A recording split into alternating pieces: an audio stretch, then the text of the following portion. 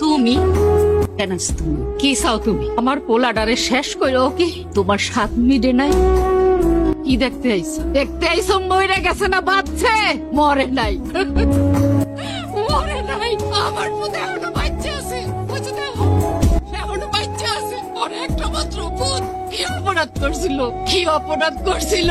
আমার পুতে তো কোনো অন্যায় করে নাই। তাহলে এই শাস্তিটা কেন দিল আল্লাহ? কেন দিলা? দেখো দেখো না আমার পুতে কি করে? সারাটা কোন দিন রে 24 ঘন্টা আকাশের দিকে চাইয়া খালি কয় জান্নাত জান্নাত কই রে আমার জান্নাত। মায়েরা ভুলে গেছে কিন্তু জান্নাতরে ভুলে নাই আমার পুতে। আমার কই যাইতেছো তুমি? চেয়ারম্যান চাচা মানে তোমার আব্বা আমার তাড়াতাড়ি যাইতে কইছে। এর আগে আমার একটু কলেজে দিয়ে আসো তো। আরে কি কইতেছো তুমি? তোমার কি মাথা খারাপ? আমি তোমার সাইকেল দিয়ে আসমু? কেন, কি হয়েছে? আমি তোমাকে বাড়ির চাকর কাজ করি।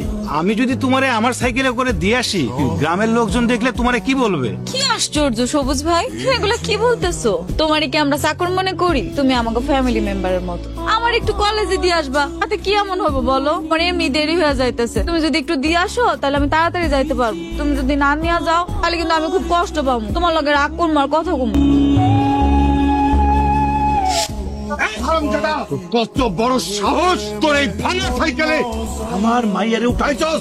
এই তুই কি ভুলে গেছস? তুই কইতাছস আমার হুকুমের গোলাম, আমার চাকর। চেয়ারম্যান সাহেব আমার ভুল হয়ে গেছে, বিশ্বাস করেন আমার কোনো দোষ নাই।